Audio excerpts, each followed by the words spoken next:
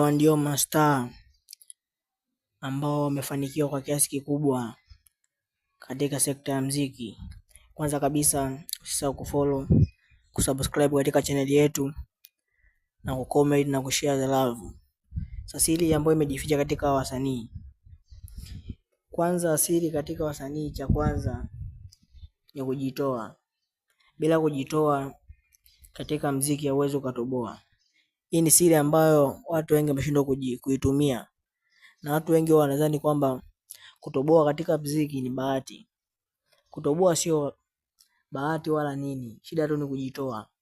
Kwa mtu yote ambaye anahitaji labda kuwa msanii au kuwa na talent fulani, ajitoe tu na ipende hiyo kazi kwa moyo wake wote, na sio eti ni bahati au labda ndagu au nini.